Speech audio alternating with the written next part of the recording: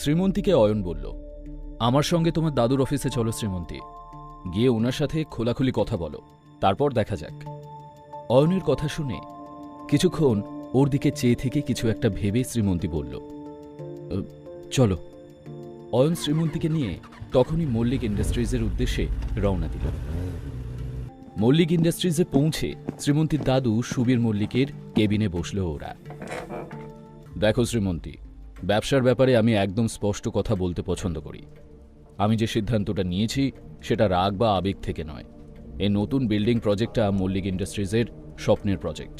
যেভাবেই হোক এটাকে সাকসেসফুল করতেই হবে। তুমি যেহেতু কাজটা করতে পারছো না, তাই এই কাজটা আমি সৌর্যকে দিয়েছি। এবার থেকে সবটা ওই সামলাবে, তুমি বরং ঘরে বসে বিশ্রাম নাও। এই প্রজেক্টটা তো আমারও ড্রিম প্রজেক্ট ছিল। আমি জানি না আমার কাজে ঠিক কোথায় ভুল হয়েছে, যার জন্য আমরা এই প্রজেক্টের অ্যাপ্রুভাল পেলাম না। কিন্তু আমি তোমাকে কথা দিচ্ছি দাদু ভাই, যে যেভাবেই হোক আমি এই প্রজেক্টের জন্য অ্যাপ্রুভাল নিয়েই ছাড়ব। সৌর্যকে প্রজেক্টটা দিয়ে দেওয়ার আগে প্লিজ আমাকে আরেকবার সুযোগ দাও।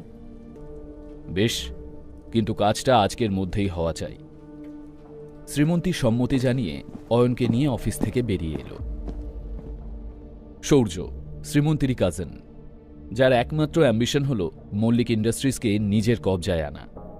এই কারণেই সৌর্য বরাবর শ্রীমন্তীকে ফ্যামিলি বিজনেস থেকে বের করে দিতে চেয়েছে। আর এই কাজে সৌর্যকে সাহায্য করে চলেছেন ওর বাবা পঙ্কজবাবু।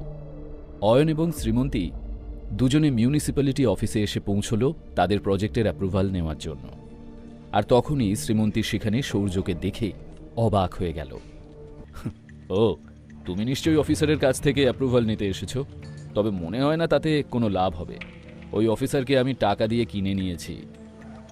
শ্রীমন্তী তীক্ষ্ণ দৃষ্টিতে একবার সৌর্যর দিকে তাকিয়ে অয়নকে নিয়ে অফিসের ভেতর চলে গেল। যে অফিসারের সঙ্গে ওরা দেখা করতে এসেছিল তিনি তখন একটা মিটিংয়ে ছিলেন। শ্রীমন্তী সোজা তাঁর সামনে এসে বলল, মিস্টার দত্ত, আপনার সাথে আমার কিছু জরুরি কথা আছে। আরে শ্রীমন্তী ম্যাডাম যে, হঠাৎ এখানে কি মনে করে? অয়ন পুরো ঘটনাটা লক্ষ্য করছিল। মল্লিক ইন্ডাস্ট্রিজ শহরে যে বিল্ডিং কনস্ট্রাকশন শুরু করতে চাইছে তার জন্য সব জরুরি ডকুমেন্টস দেওয়া হয়েছে। সমস্ত টার্মস অ্যান্ড কন্ডিশনস সঠিকভাবে মানা হয়েছে, তারপরেও প্রজেক্টে অ্যাপ্রুভাল পায়নি। আমি কি জানতে পারি এর কারণটা কি? ঠিক সেই মুহূর্তেই শ্রীমন্তীর পেছন থেকে এক মহিলার গলা শোনা গেল, আমি অ্যাপ্রুভাল দিতে বারণ করেছি। অয়ন এবং শ্রীমন্তী দুজনেই পেছন ঘুরে তাকালো। মহিলাকে দেখেই শ্রীমন্তী চমকে উঠল, কামিনী, তুই এখানে? হ্যাঁ, আমি এখানে শ্রীমন্তী, কারণ আমি এখানে কাজ করি। আর এই যে দেখছিস মিস্টার দত্ত, ইনি আমার হাজব্যান্ড। আমি যখন দেখলাম যে প্রজেক্টটা শুরু করার জন্য তোর আমাদের অ্যাপ্রুভাল দরকার, তখন আমিই ওকে ওটা দিতে বারণ করে দিই। দেখ, আজ আমার হাজব্যান্ড যে পজিশনে আছে সেখান থেকে ও কারোর কাজ যেমন সলভ করে দিতে পারে, তেমন আবার পণ্ডও করতে পারে। তাছাড়া তুই তো অনেক বড় লোক, কাউকে দিয়ে নিজের কাজটা করিয়ে নে বরং। কামিনী, যা হয়েছিল আমার ভুলের জন্য হয়েছিল। আমি বোকামি করে ফেলেছিলাম। প্লিজ তুই ভুলে যাবি ব্যাপারটা। আর আমি কোনোদিন ওই ঘটনাটা ভুলতে পারবো না শ্রীমন্তী, কোনো দিনও না। আমার জীবনের সব থেকে ভালো খবরটা সেদিন আমি আমার বান্ধবীদের সাথে শেয়ার করেছিলাম। জানিয়েছিলাম আমার বিয়ে ঠিক হয়েছে।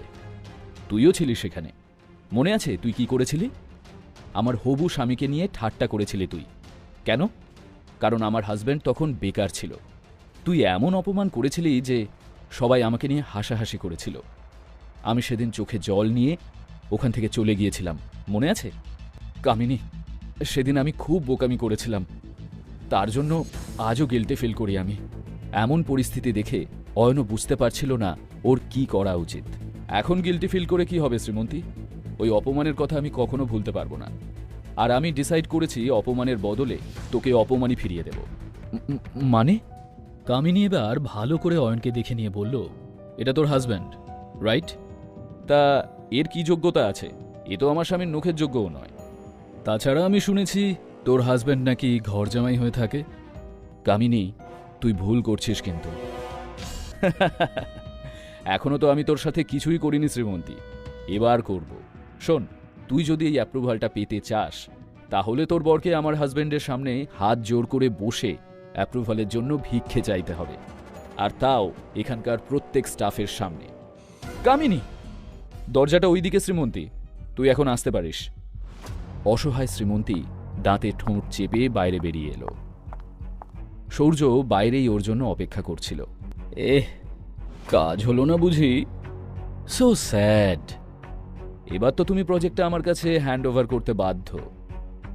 দাদুর চোখে এখন আর তোমার কোনো ভ্যালিউ নেই, তাই ওনার সিদ্ধান্ত অনুযায়ী এবার তো কোম্পানি থেকেও তোমাকে সরে যেতে হবে। যাই হোক, এসব নিয়ে টেনশন না করে তুমি বরং বাড়ি গিয়ে রেস্ট নাও। এতদিন বর বেকার ছিল, এখন বউও। তা তোমার বর মহারাজটি কোথায় গেল? সূর্যের কথার জবাব দিতে গিয়েই শ্রীমন্তী খেয়াল করে দেখল যে সত্যি অয়ন ওর সাথে বেরোয়নি। শ্রীমন্তী দ্রুত অফিসের দিকে ফিরে গেল। অফিস রুমের স্বচ্ছ কাচের জানলা দিয়ে ভেতরটা পরিষ্কার দেখা যাচ্ছে। ভেতরে চোখ পড়তেই চমকে উঠল শ্রীমন্তী। অয়ন সব স্টাফদের মাঝখানে হাত জোর করে বসে অ্যাপ্রুভালের জন্য ভিক্ষা চাইছে, আর ওর এই অবস্থা দেখে সকলে হাসাহাসি করছে। এটা দেখে শ্রীমন্তীর চোখে জল এসে গেল।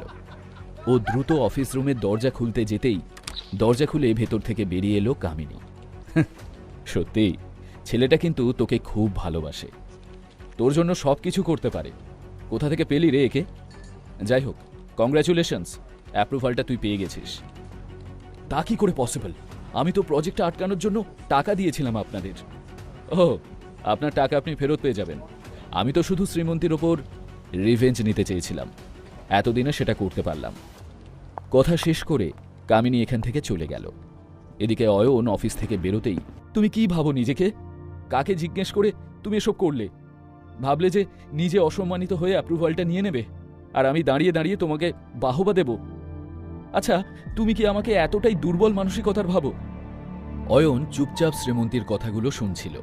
ভেজা গলায় শ্রীমন্তী বলল, আমি আর এখানে থাকতে চাই না, চলো এখান থেকে।